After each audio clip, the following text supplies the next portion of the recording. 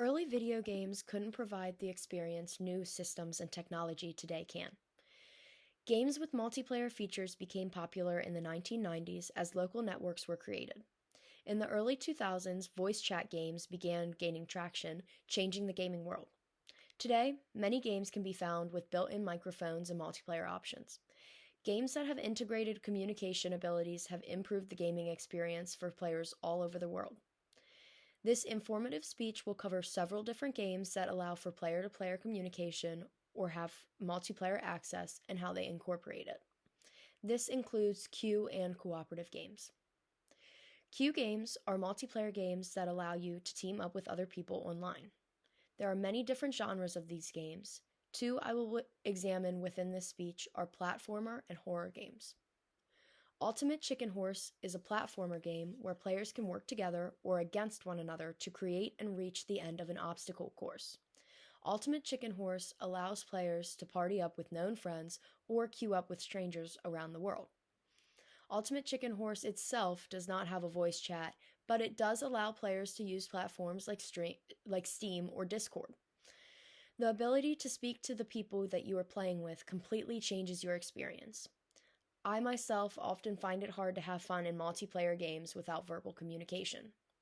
With this being said, many games find other ways to communicate, making goals easier to accomplish and making it more fun.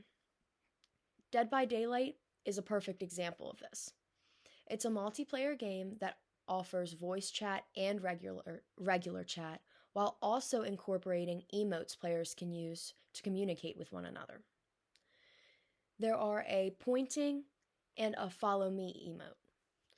In Dead by Daylight, a group of 4 survivors work together to fix generators to power up exit gates, while hiding from a killer who is another real player. Players, again, can queue up with friends or strangers. When queuing up with friends, you can immediately communicate needed information and share more goals. In Dead by Daylight, queuing up with strangers and no microphone typically means a very frustrating game. Being able to communicate allows survivors to time generator repairs, pick perks that positively impact each other, and even save one another from the killer. Without proper communication, none of that is possible. While Dead by Daylight is a horror game, it also technically can be considered a cooperative game. A cooperative game is another type of multiplayer game. They are games where players work together to complete a common goal. In these games, players are typically against the game as opposed to one another, like in competitive games. Cooperative games often rely on communication, if not a general understanding of the game. One cooperative game within the horror genre is Phasmophobia. In Phasmophobia, a group of 4 players play together as paranormal investigators. Using proximity chat, players must gather evidence to identify which supernatural entity is haunting the place. Proximity chat allows players to communicate in-game through a specific mic channel, but only within a certain range. The volume of each person changes based on how close they are to one another. Phasmophobia takes advantage of proximity chat by using the already tense or scary environment and forcing you, the player, to move within it.